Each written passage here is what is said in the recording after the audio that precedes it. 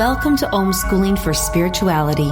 The Flow is a delightful mix of insight, divine inspiration, and humor, where wisdom meets earthiness to help your ongoing spiritual growth and transformation.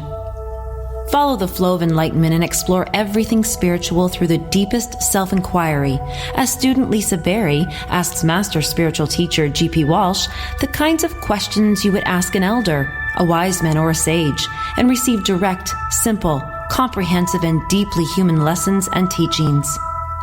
From transcending the experience of separation, releasing old conditioned patterns and wounds, and alleviating suffering, to demystifying esoteric practices and revealing one's true purpose and innate freedom. Welcome to the flow of enlightenment. Transformation is all there is.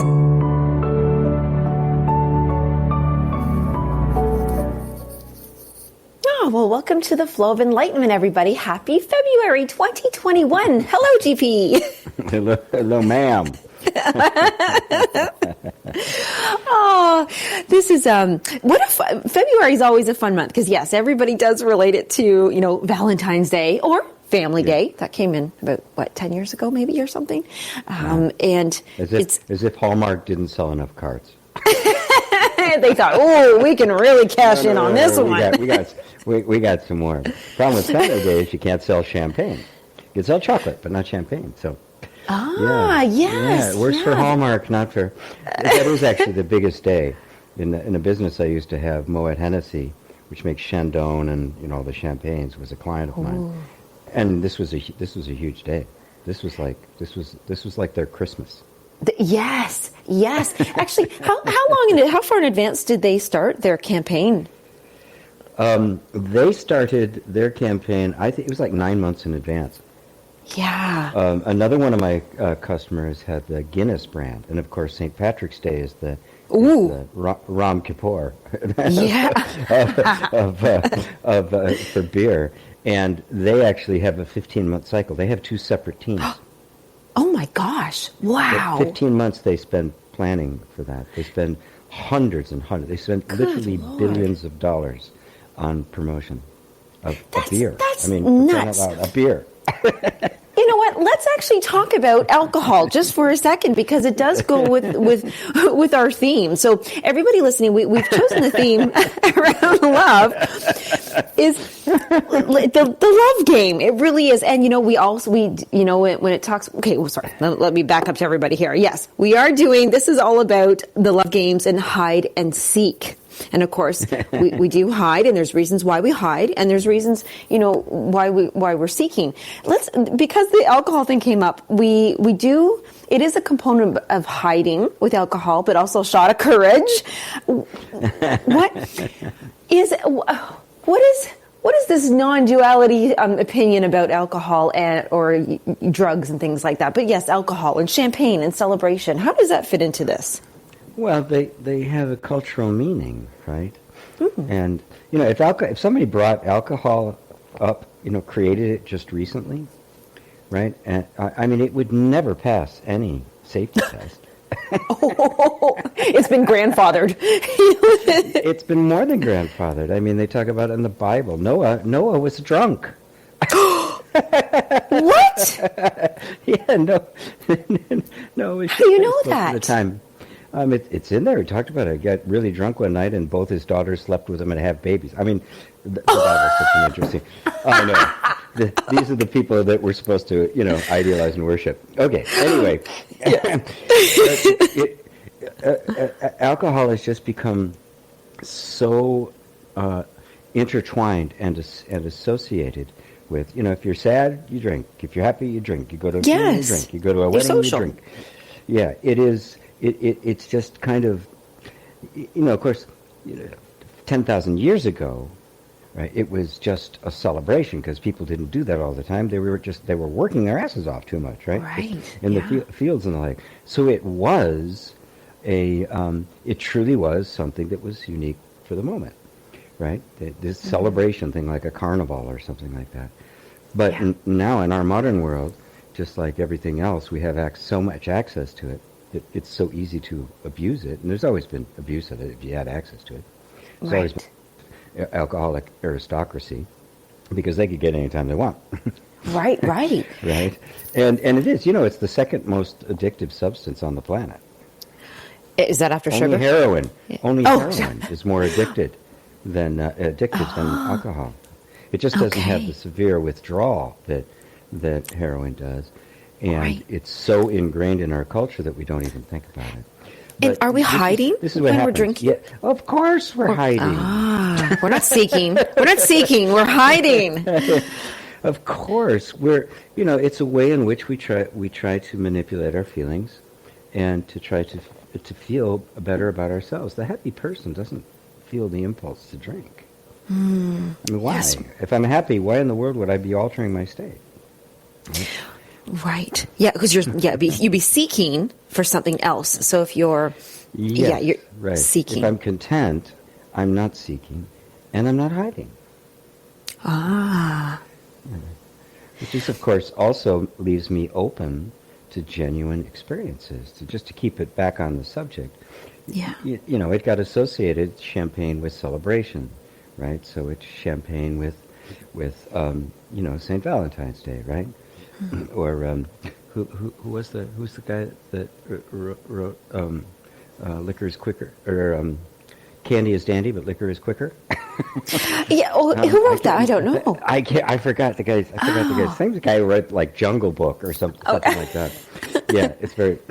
But it just gets really associated. It kind of loosens us up, and it does have that effect, right? It affects our judgment. Yes.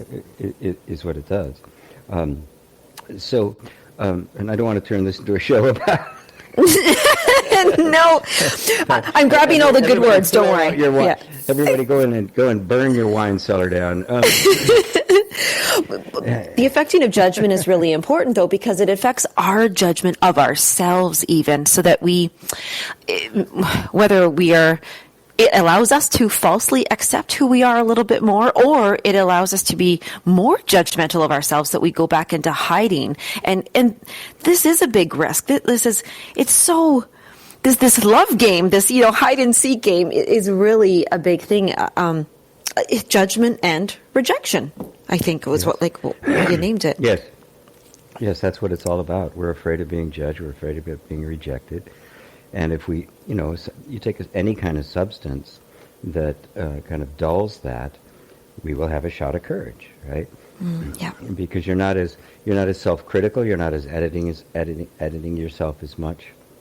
And I suppose in small doses that has a positive effect, but it's the nature of that particular substance that it just wants more. It doesn't know when to stop. Yeah. Because there's also just the physical act of drinking, right? Even though you're not thirsty, there's all sorts of bodily associations in the entire thing around it that keep it perpetuated. But at its root, we are basically looking for love in all the wrong places. We're looking for a sense of contentment, of satisfaction, of our own value, of our own worth, right? And we're trying to get that through substances, and we try to get it through relationships. We need somebody to tell us we're valuable. But the thing is, what we don't do is we don't let them see who we really are. We present to them a version of ourselves that we think they're going to think it's valuable, and then we get the feedback of being valuable. But your underlying state hasn't changed in the slightest, and now you don't have any intimacy because they're not with you. They're with who they think you are, and you can only maintain that for so long, right? That's the day. A year or two into the relationship, you wake up in the morning and you go, who the hell is that? You don't recognize. Right, yes. All of a sudden this other person is there because nobody can keep themselves hidden that well, that long. Yeah, it's a lot of work, if you do with it. It's an enormous amount of work, yes. I think about, as a woman who chooses to, do the whole skin dry brushing, makeup and hair like every day. I'm like, yep, that's a definite commitment of time. I can, if it's a matter of now me completely hiding who I am because I don't accept myself and I don't believe I have value or, worth, then I'm going to have to put a hell of a show on, to, Yep. and it's a lot of energy. Absolutely. We called it the art of hiding. Remember when we just that kind of came up, Yeah. and where's that? Oh, I know there's a question I had about the seeking. Oh, I know. When we are hiding, okay, so we're hiding. Is it because we do not yet know ourselves, or we do know ourselves but we don't like ourselves? Yeah, well, it's kind of in between. Yeah, it's kind of in between. The version of ourselves we think we are, we don't like. And that's what we were trying to hide from the world, which means you don't know who you really are. Because if you do know who you really are, you're going to be absolutely amazed. Oh. I had no idea. But we, in childhood, in order to survive, we create an image of it, just like you do with somebody you meet and you want to impress them. Right? Yeah. It goes way, way back. Kids, even before they can talk or think, are creating an image of themselves, an interface, if you will, into the environment. Right? Certain behaviors get rejected, certain behaviors get accepted. If I do this, I get the attention and the love and care from mommy and daddy. For this, I don't. So I don't do that, and that gets buried. Right? And now my sense of identity gets based on all the behaviors that I made up to simply get what I needed from the environment. And none of them may actually be me. None of them. Yeah. But I wasn't acceptable. So since I wasn't acceptable, I had to go down in the basement, and this other creation had to show up, right? And we intuitively know it's phony. But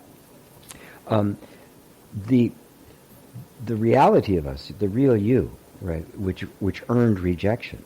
And of course, to a child, being rejected by your parents means certain death. I mean, you simply won't. It's tied to our sense of mortality, our fear of death. Yeah. So you don't let that up, right? So what happens is over time, the sense grows that these voices down in there and these rumblings and this stuff are dangerous. And we really convince ourselves that if we know who that is, we will hate them because they're despicable, they're horrible. And of course, it's a lie, and none of it's true. Right. But that's one of the ways in which we maintain the suppression of all of our natural qualities, because our natural qualities were not acceptable. You had to literally become somebody else, completely disown this other one, and then say all sorts of nasty things about that other one to make sure that you never open that door. Yes, the basement door. That's such a basement door. The basement door. The angels are locked in. And it's so funny when you're saying about behaviors, because we really do. We kind of test different behaviors out. We see what feedback. I love that you said that. The valuable feedback. Are we being of value to that person in that relationship or that job or that place or this romance, and they quickly will recognize, okay, when I do this it's good, when I do this it's not so good. And that's what an identity is. I'm really getting to know that. So an identity really truly is nothing to do with the real seeking. It's only hiding, but we do have to function in this world. And so when does it how can we know the difference between us behaving and being? Well, that's something that you have to learn to discriminate. It doesn't happen we all have an intuitive sense, right? How many times have you said or heard somebody say, I really feel like a phony? Yes, yeah. Right? Well, that's because you are. Yes, we're not rejecting that one, are we? We're going to accept it. No, because you're not being who you really are. So yes, you're going to feel like a phony because something doesn't feel right. And in our immaturity, we just reject those feelings. In the most primitive thing, just shut up, get back to work, kind of thing. That's when I was a kid growing up in the Midwest, that was it. Salt of the earth, this is what you do, Yes, if you're happy, don't worry, it'll pass, right? Yeah. Yeah. You'll be numb soon enough. You'll be numb soon enough. Don't worry about it. As we got more mature and self-help and that sort of stuff, we started seeking different ways to feel good about ourselves, creating different images of ourselves. Now it's an improved version of me. This is GP version 3.3, right? It's got all these kinds of characteristics. And sometimes we actually manage to take on these new behaviors and things like that. But that there's this underlying sense. For a while, that's satiated. Oh, yes, okay, now it's okay. I'm manifesting some of my dream life. I'm in a pretty good relationship, right? So I guess this is okay. This is the direction. But it doesn't ever really quench that feeling because it's not you yet. The only thing that will quench that feeling and make you not feel like a phony is being who you really are. Yes. Yeah. And that recognition would come by feeling joyful, content. I love the word. Yes, I'm now in love with this word, content. Just joy, just ease. Yeah. In the flow. Everything is okay. Yeah. Everything is cool. Even the crappy stuff is okay. Even the crappy stuff is cool, right? That's contentment. That's peace. That's the end of seeking. What am I doing? If I'm already everything I could possibly imagine, and more, what is there to seek? And at the end of seeking is the end of suffering. That's a highlighted statement. Yes, and that doesn't eliminate.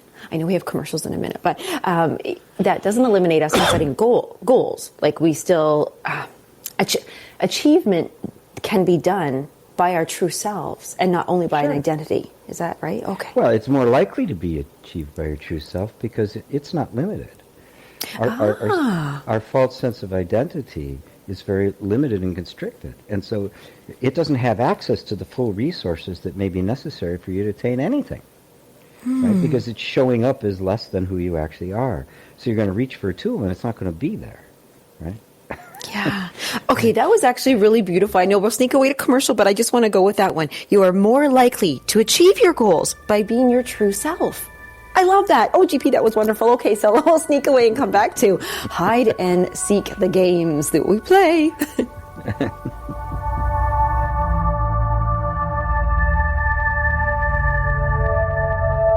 The Real Conscious Connection. OMTimes Radio. IOM FM. OMTimes Magazine is one of the leading online content providers of positivity, wellness, and personal empowerment. A philanthropic organization, their net proceeds are funneled to support worldwide charity initiatives via Humanity Healing International. Through their commitment to creating community and providing conscious content, they aspire to uplift humanity on a global scale. OMTimes, co-creating a more conscious lifestyle. My name is Victor Furman. Some call me The Voice. I've always been fascinated with human nature, spirituality, science, and the crossroads at which they meet. Join me Wednesdays at 8 p.m. Eastern on OMTimes Radio, and we'll explore these topics and so much more on Destination Unlimited.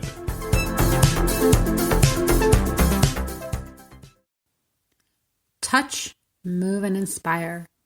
Sharing your story of how you overcame your deepest struggle will serve as someone else's survival guide. You are ready to get the book out of your head and onto the page. I'm Jocelyn Bellows, host of Breakdown to Wake Up, a live stream show dedicated to sharing personal journeys of men and women who have traversed through mazes of uncertainty, dark clouds, and dishonoring themselves, and the lessons they have learned along this path of what one can accomplish in our own self-discovery. And as a writing and life coach, I work with men and women to break through the BS of their lives to find their own voice and leaping into a life they love. It is my belief that when we share our stories of how we overcame what we have been through, it will serve as someone else's survival guide. So if you're ready to get the book out of your head and onto the page, I'd love to hear from you. Go to www.jocelynbellows.com and join me every Tuesday at noon Eastern and Wednesdays at 2 p.m. Eastern. I'm Fidel Nshombo. I was born in a city called Bukavu in the Congo. We were a loving family, and then, boom, everything that I had disappeared in a single day. People think that when you are a refugee and they resettle you to America, and all your problems are done. They don't understand that that's the beginning of everything. I was not born a refugee. I was made one. It's time we welcome refugee families with open arms. Learn more at embracerefugees.org, brought to you by the Ad Council.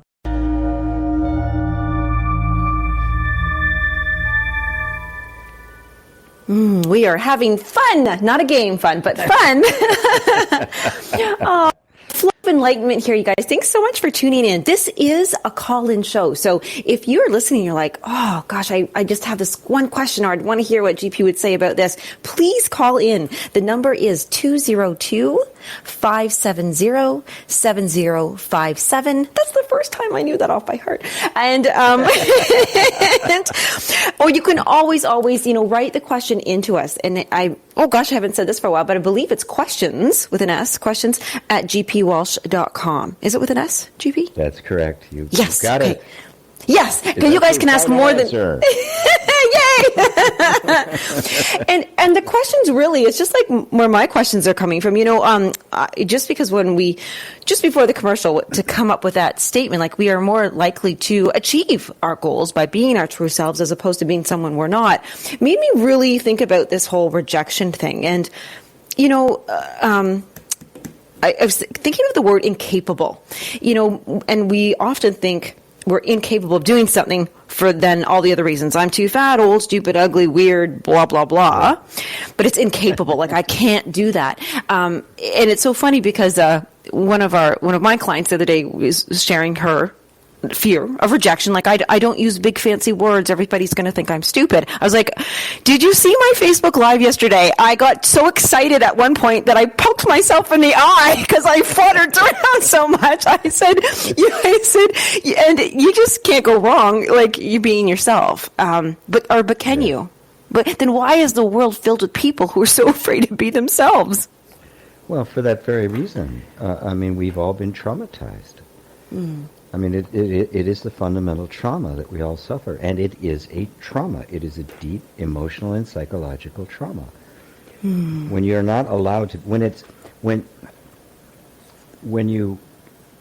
when being yourself is dangerous, you can't run away from it, and you can't fight it. That is the definition of a trauma. Okay. You are stuck in this position that you can't be anything other than what you are, but who you are gets you in trouble. It gets you pain. It gets you rejected. So what do? You literally become somebody else. Right? And then feel the weight of that. And that person you become is always going to be a reduction of what you are. Always. Now, this is the nature of enlightenment, is simply the discovery that you're not who you thought you were. You are something completely different, so much more grand and magnificent that you can't even conceive of it. That's enlightenment. Right? And from the point of view of enlightenment, just for a quick second to refer to goals, from the point of view of the seeker, I'm attempting to get I've got a goal to get something I need or I want. From the point of view of the enlightened being, a goal is simply yet another way in which I express my completeness. So I have no attachment to whether it happens or not. It doesn't matter. Yes. Because I'm complete. And so it doesn't mean there aren't any goals. It means your whole life is about giving and sharing who you are rather than trying to acquire or get who you are. Oh, that's so beautiful. It's about giving and sharing who you are rather than getting something to hold that image up. Oh, that's absolutely beautiful. So, okay, I'm gonna go here. I shouldn't go here, but I'm gonna do it. and only because I actually need help in this situation in my life too. I get invited to so many vision board classes. And it's and I love that people do them. I think the only reason why I donuts, because I'm old school, and when visions boards were done, you know, we got magazines and you sat down and cut all the pieces out, then glue stick to the thing, and it was quite the craft and art thing, and it was always messy, and I just, you know, I make a mess no matter what I do, so I didn't like that part, bits of paper everywhere, but point blank, is acquiring things bad? It depends on what you do. Obviously, we've all acquired things, right? The question is, are you seeking to acquire things because something's missing? If that's the case, it'll never be satisfied. Period. Right. You can't be satisfied with something other than yourself. So this is what the whole inward journey is. Right? There is nothing out there that will satisfy you. It is imaginary to think that somehow there's this thing out there that's going to bring me the quality that I'm lacking. It's never going to happen. Yes. Oh my gosh. I totally just got that. So the person who is so desperately back into the love games, wanting this, their lover, their mate, or somebody that they would like to have, but they don't have, because you can't have somebody, but it's the lacking in them that they are recognizing that I don't have a boyfriend. The man will never come. The girl, she just doesn't exist, or all the good ones are taken. That they're seeking from such a place of a lack. What's a better place to start? Well, you have to start from the place of wholeness. It's a simple recognition that nobody, relationships are wonderful. I'm all for them. I do not teach vows of celibacy. Definitely not my past. or vows of austerity or poverty or silence or any of those things. It's a teaching of self-discovery, right? Mm-hmm. And what we really want is to feel whole. And so not feeling whole and in our ignorance seeking for something outside to make us feel whole, we look to relationships to give us something they can't give us. Yes. Now, it doesn't mean they can't give us anything. Of course they do. There's this wonderful sweetness. There's this, there's fun. There's there's the intimacy, the sex. There's the companionship. There's the making dinner together. There's all these little things that are just absolutely wonderful. But what sharing. It can't, and that it can give you, right?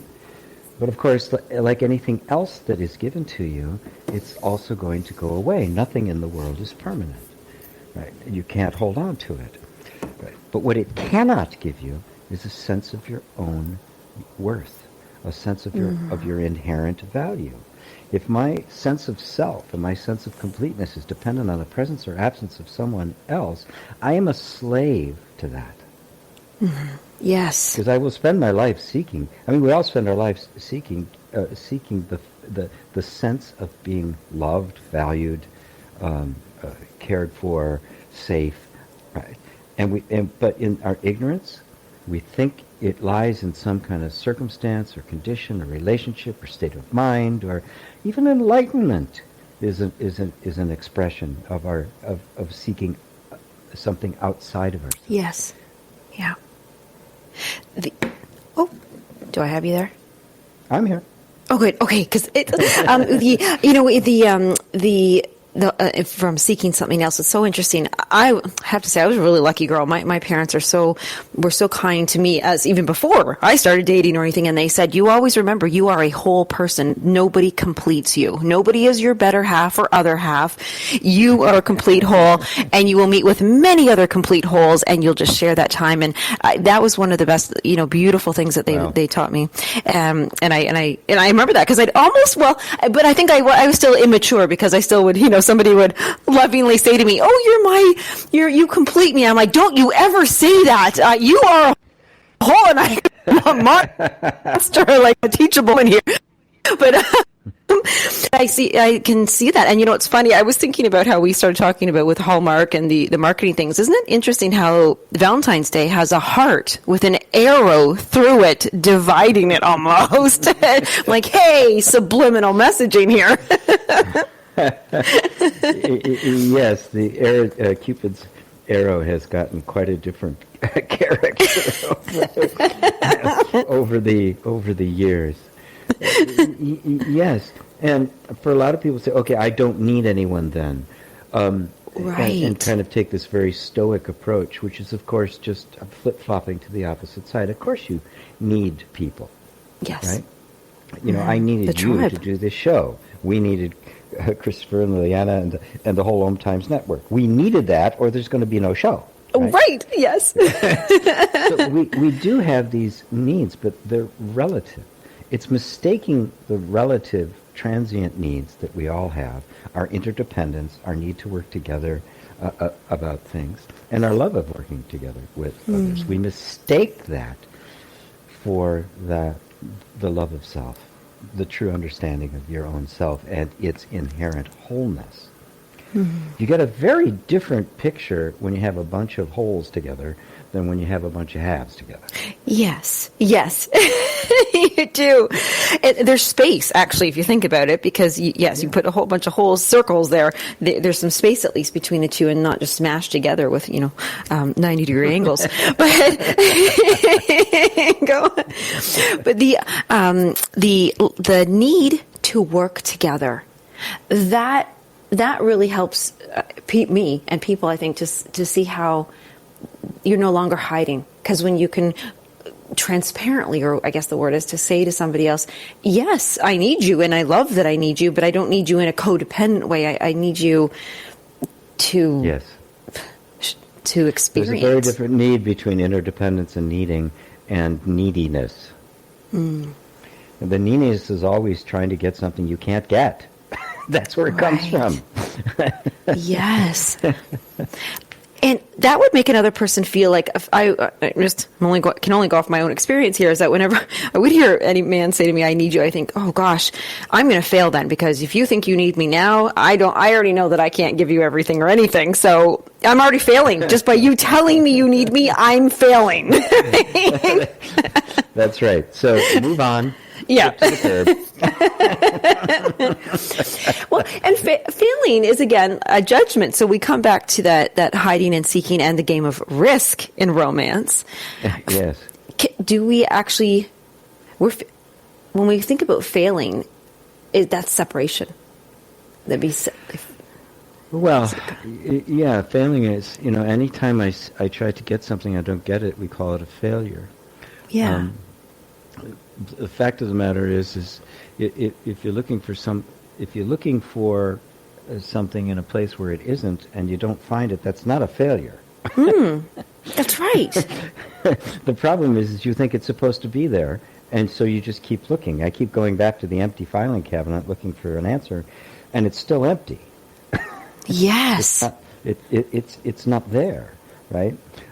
We keep going back to what we already know, the same old habits.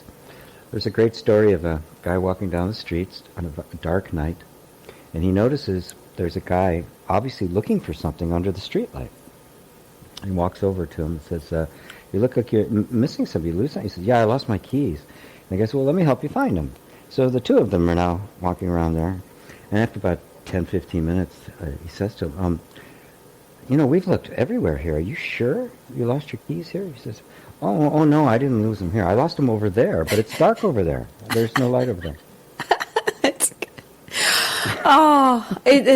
It's a very deep. Yes, it's funny because it's true, and it's sad because it's true.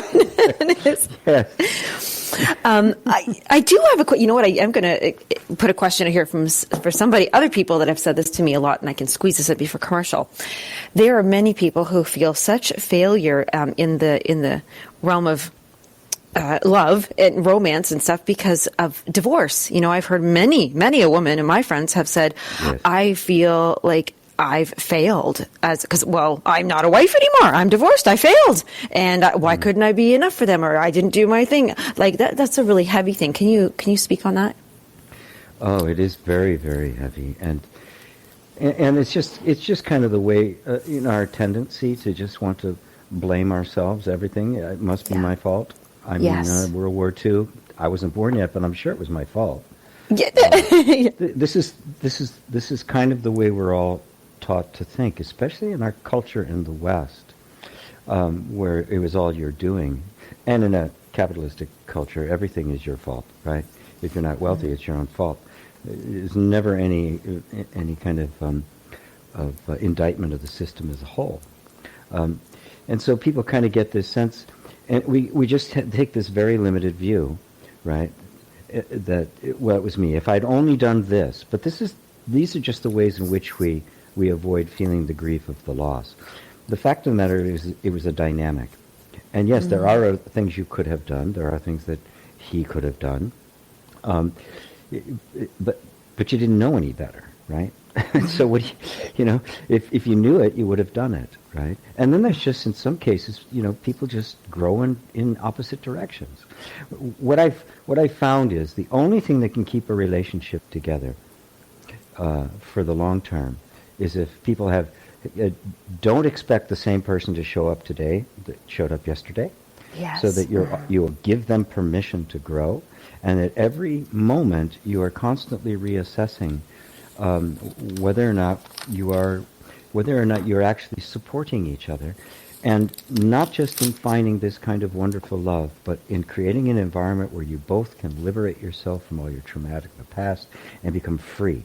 If you're both committed to your own freedom and to support somebody else in their freedom, and it's about that and not about something you can get from it, it can last for a lifetime. Otherwise, it won't, and it shouldn't. Wow, that is beautiful. I love that you said every day and every moment, because it's not like, just on the anniversary, or, it's been 10 years. Wow, it's so, whoa, you missed the boat. It was a long time ago. I think marriage licenses should be annually renewed. Oh, wouldn't that be something? I think that's two. And actually, you should be first issued a learner's permit. Yes. These are different beasts and vehicles to be driving around, and that is correct. so. And just to highlight that, so, and then we'll go to commercial. But every moment to support each other, you're making a decision to support each other, to help them, to support them be free from any traumatic holdings that they may have, and to every day expect and know that you each have changed, and to make that decision to continue with that, positive. Okay. All right. Well, I know we'll sneak away to commercial, but when we come back, guys, come back and jump into the flow, the river of the flow here on the Flow of Enlightenment with G.P. Walsh and Lisa Berry.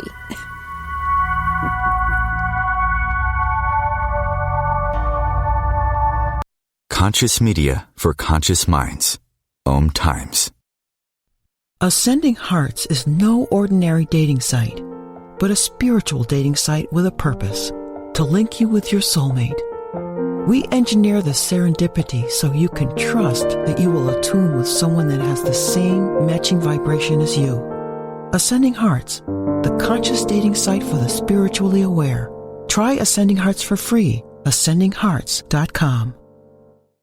Hello, I'm Sandy Sedgbeer, host of OMTimes magazine's flagship radio show, What is Going On? My passion is sifting through information, research, and innovations from new thought teachers, speakers, and researchers, pushing back the boundaries of what we know about life, energy, metaphysics, and the universe. I love shifting perceptions about who we are, why we're here, and how quickly impossible becomes normal when we open our minds, expand our awareness, and accept that the only limits that exist are those we place upon ourselves. So if you're the kind of forward-thinking, eager investigator of what lies beyond the current reality that most perceive, why not make a date to come play with me in the field of possibilities at 4 p.m. Pacific Time, 7 p.m. Eastern Time every Thursday, and together we can discover what's really going on. These are the sounds of a dinner that almost didn't happen. A dinner now served, thanks to people like you. Due to COVID-19, 17 million more Americans may face hunger. Feeding America is helping our neighbors in need. And if you're able, you can too. Donations are being accepted at feedingamerica.org/coronavirus. Brought to you by the Ad Council and Feeding America, 200 food banks strong.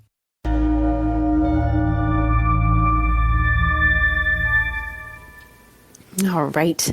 We are back here. Now, I'm jumping in timelines here because before I had the question about, divorce, and now I want to ask the question about the children's game, hide and seek, which is, well, actually, I hated it as a child because I always got anxiety, like, oh my God, they're going to find me, going to run and get home free. I did not like it, but is that a game? You can imagine. Oh, funny little Lisa. But when we play those games as children, is that maybe not the best game to play? I don't know. Like, is that a healthy game to play? Oh, listeners are going to think, gosh, Lisa's banning hide and seek now. Yeah, that's right. We're about to diss one of the oldest games ever. No, anything in the hands of children is innocent. Oh, that's true. Anything in the hands of children is innocent. It's just a game. For them, it is just a game. It's just play. Yes. For us, it gets serious. I've got to hide or I'm in trouble. Now, if the child is hiding because mommy's got something to spank him with, that's not a game anymore. Right? Right. And it's not fun, right? Yeah. Mm-hmm. So in the hands of children, everything is innocent.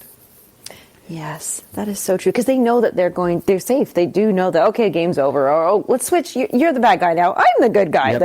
It's a rule, which is great. Yes, actually, that is interesting. There's a difference now between they're just role not attached to it. Right. Oh, that's it. They're not attached to it. Yes.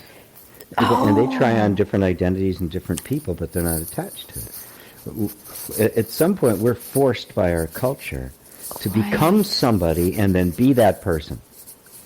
I don't understand you. Why are you doing? I mean, you're criticized if you start being something different. If all of a sudden your hair becomes purple, right? Right. Yes. Well, so what? Why? What's the problem? Right?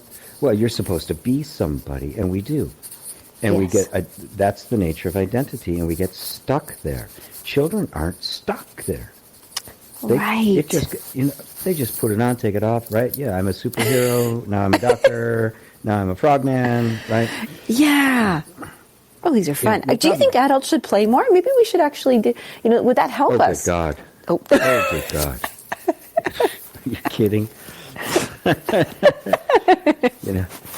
Believe me, I love just being down on the floor with my granddaughter doing stupid stuff. Oh, that is so cute. I do that with my cats. Oh, yes. It's like, because you can be. You're not attached to it. You're not stuck. And it's freeing. It's very, I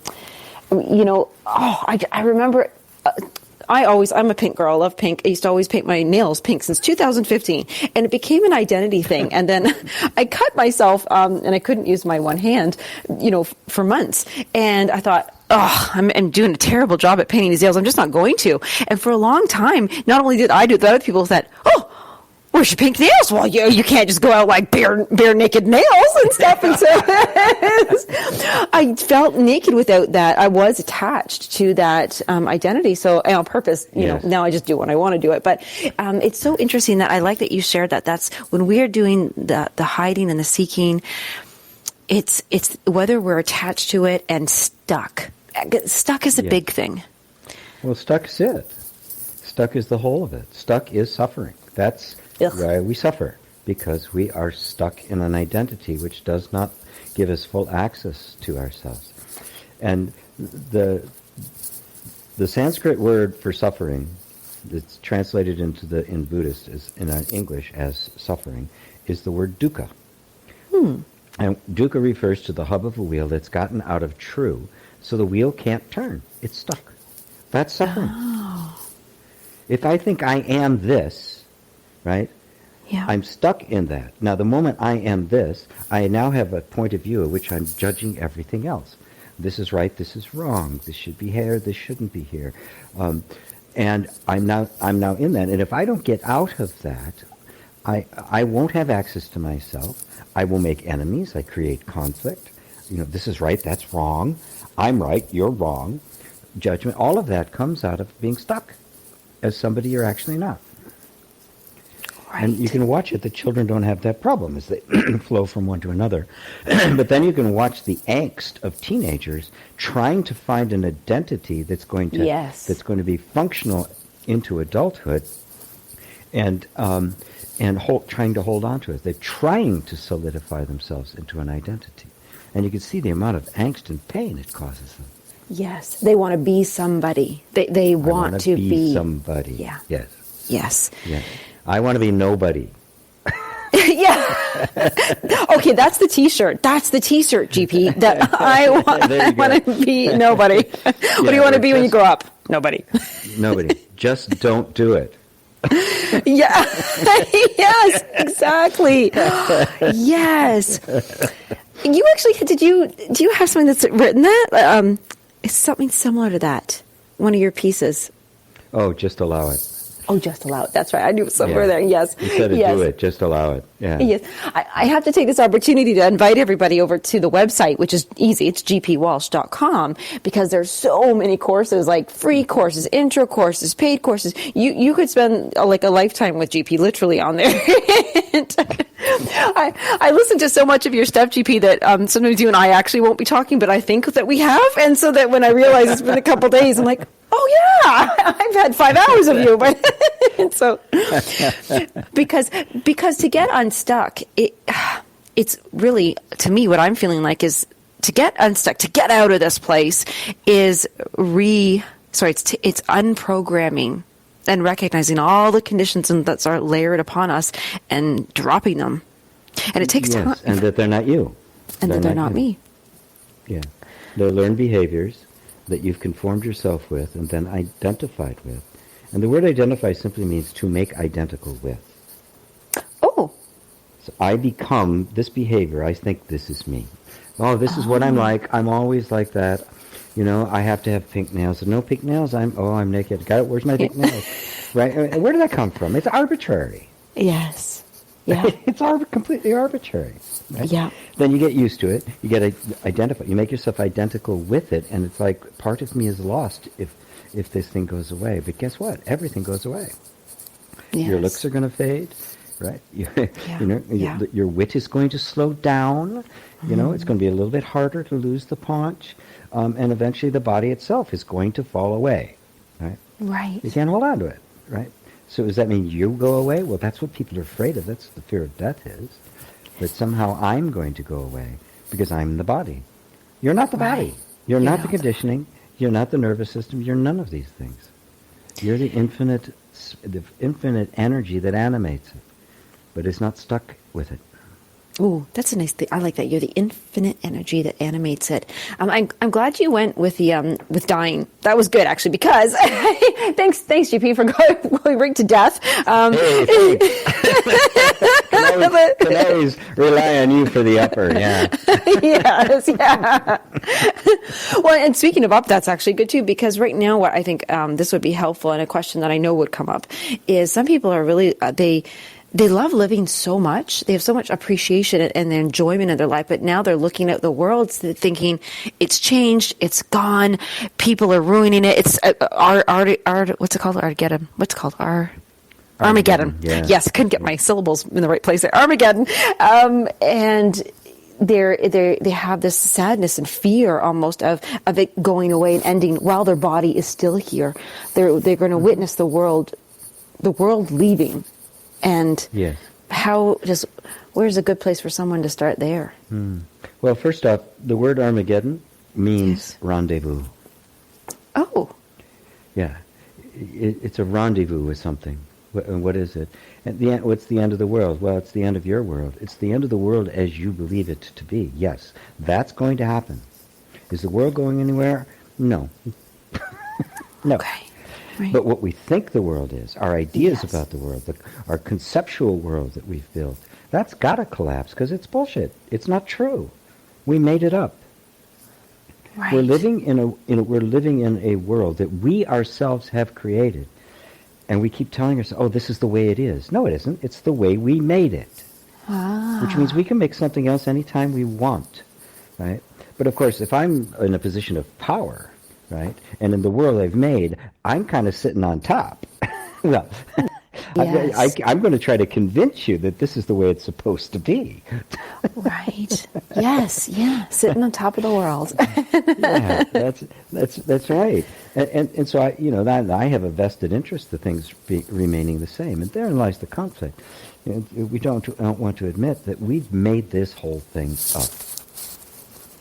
And when something like coronavirus comes along and makes us realize that we didn't make it up, right? Nobody put COVID-19 on their vision board, right? No, exactly. Yes. So well said. Where did it come from, right? Or somebody might have, but yes. Yes, well, okay. Somebody might, as long as it didn't affect me. Right.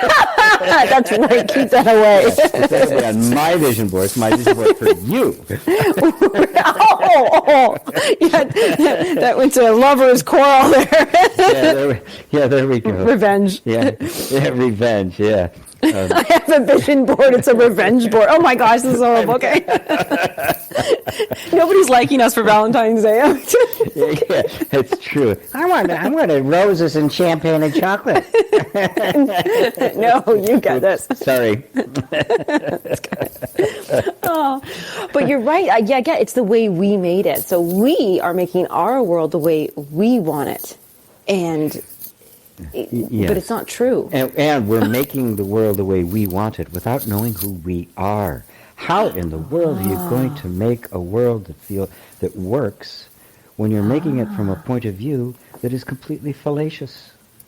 Yes. Yeah. You're going to make a world that conforms to the fictitious idea.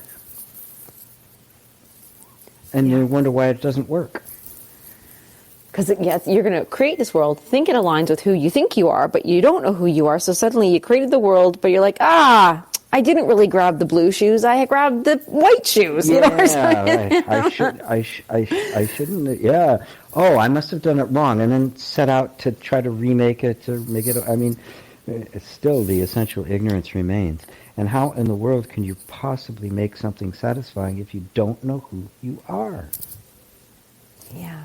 Satisfaction. That is a good word for our Valentine show, because that's really what, satisfy yourself and your people that you love. And that comes through sharing if you are giving to, can we give of ourselves to another?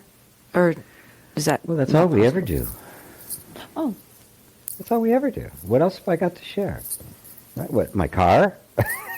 My money? I mean, right. The only thing I have of value to share, the only thing unique, right, that I have that nobody else has, the one thing you can't get from anybody else is me.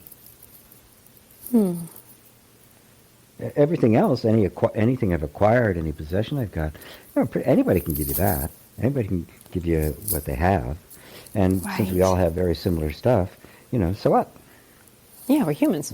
We're cutting the same things. The only thing you can't get anywhere else is me.